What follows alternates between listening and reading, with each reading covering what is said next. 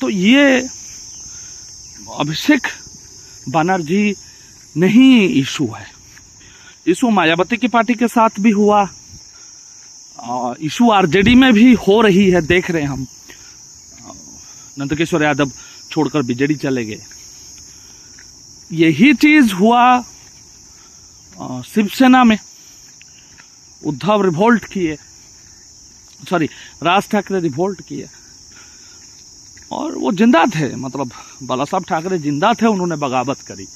बाद में उद्धव की फ्रैक्शन से भी सिंधे जी डिवाइड हो गए।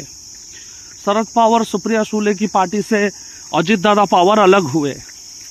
अभी Sunetra Pawar deputy chief minister हैं। तो रीजनल पॉलिटिकल पार्टीज में इस तरीके की टर्मोइल एक्सपेक्टेड लाइन पर होता है। कैसे एक्सपेक्टेड लाइन पर होता है, क्यों होता है? उसकी बहुत बड़ी रीजन है, उसकी जो पावर सेंटर है वो इनहेरेंटली किसके हाथों में डिपेंड करता है? ये इनहेरेंटली उसकी जो पार्टी सुप्रीमो है उस पर डिपेंड करता है। गलती से पार्टी सुप्रीमो का वोटिंग परसेंटेज गिरा, गलती से पार्टी प्रेसिडेंट का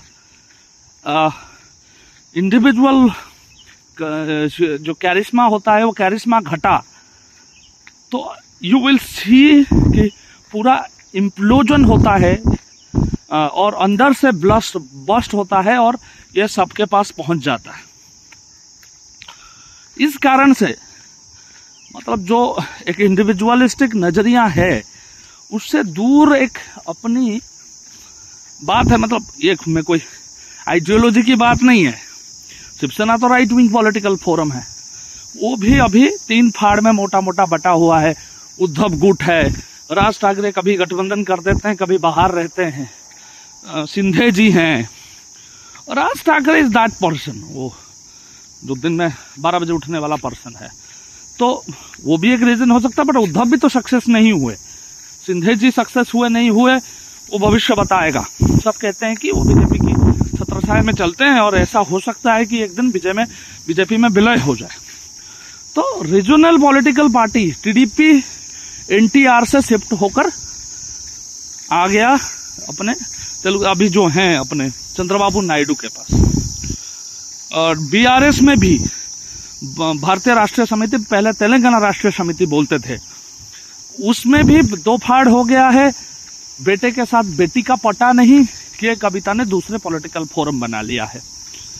उड़ीसा के अंदर नवीन पटनायक एक तरीके से पांडियन को अपना, जो भीके पांडियन है, भैरव पांडियन, तो वो जो है उनको एक तरीके से अनॉयड कर रहे थे आज द सेकंड रॉन्ग लीडर, और आज देखिए बचा ही कुछ नहीं। फिर मैं बात करूंगा तो ये समझ में आता है, थोड़ी राजनीतिक बातें ना भी करा जाए तो भी ये समझ में आता है कि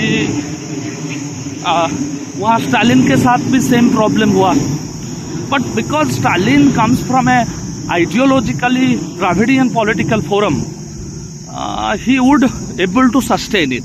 बट जयललिता के बाद उनकी पार्टी का भी यही हश्र हुआ, अपने क्या कहते हैं AIDMK का, ऑल इंडिया DMK का हुआ, यही हश्र हुआ। अन्नादुराई के बाद, MG रामचंद्रन के बाद कौन है? MG रामचंद्रन के बाद जय जानकी और जय जयललिता की बीच लड़ाई हुई।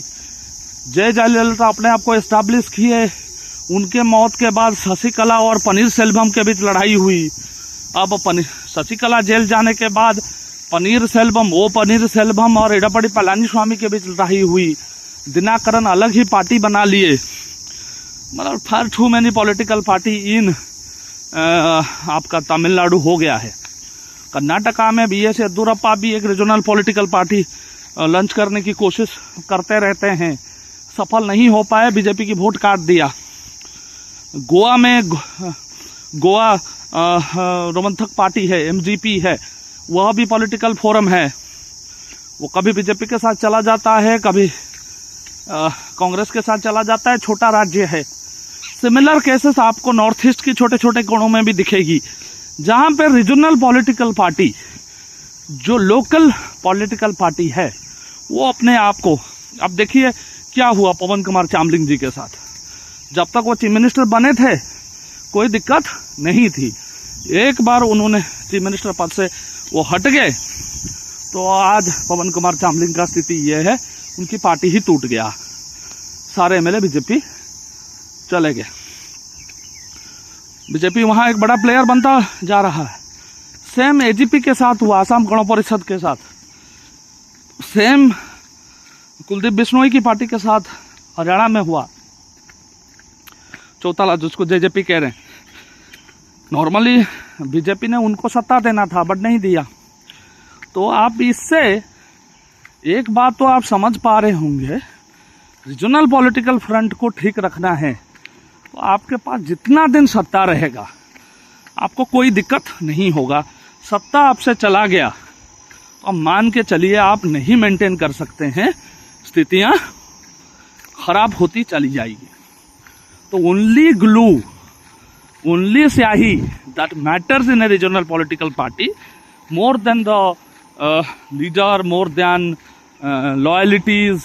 रत्ना बनर्जी को हम जानते हैं, कोयल मल्लिक को हम जानते हैं, हमारे उड़ीसा के फिल्मों में भी उन्होंने एक्टिंग करी है, एक्टर्स हैं, दे डोंट हैव आइडियोलॉजी। मैं ये नहीं बोलूँगा, बीजेपी के साथ चेतन चौहान साहब रहे, लास्ट तक रहे। एमजीआर का क्या आइडियोलॉजी नहीं है, विजय का क्या आइडियोलॉजी नहीं है, एनटीआर का कोई आइडियोलॉजी नहीं था क्या? मैं किसी को अच्छा या बुरा नहीं बोलता, बट ये कहना कि एक्टर्स की आइडियोलॉजी नहीं होती, ये आप कौन होते हैं तय करने वाले? जो व्यक्ति अपना आइडियोलॉजी मेंटेन करना चाहेगा उसका आइडियोलॉजी है, जो मेंटेन नहीं करना चाहेगा उसका आइडियोलॉजी नहीं है। टू से एक्टर्स डोंट हैव आइडियोलॉजी, आप नॉर्मल पॉलिटिकल पर्सन्स को ले जाइए, क्यों ले जाइए? कैडर में काम कराइए। अब सयोनी गुप्ता, मैंने सुना सयोनी घोष जा रही हैं, जाए, मजा क्या करना, किसको क्या करना? ममता दीदी के साथ कल तक खड़े थे, आज सत्ता चला गया इसलिए ममता दीदी बुरी हो गई। जब तक सत्ता थी ममता दीदी और भाईपों में कोई कमी नहीं दिख रहा था, आज सत्ता चली गई तो वो सारे लोग बुरे हो गए। इसकी जिम्मेदारी देखिए, मैं नहीं लेता जिम्मेदारी, बट सच्चाई ये है जिम्मेदारी लोगों को लेना पड़ेगा। जिस तरीके की गलत कदम उन्होंने उठाई है अभिषेक ने, उस सब का फल अब उनको प्राप्त हो रहा है। But power is the only glue in regional political parties, इसमें कोई संदेह करने की आवश्यकता नहीं है।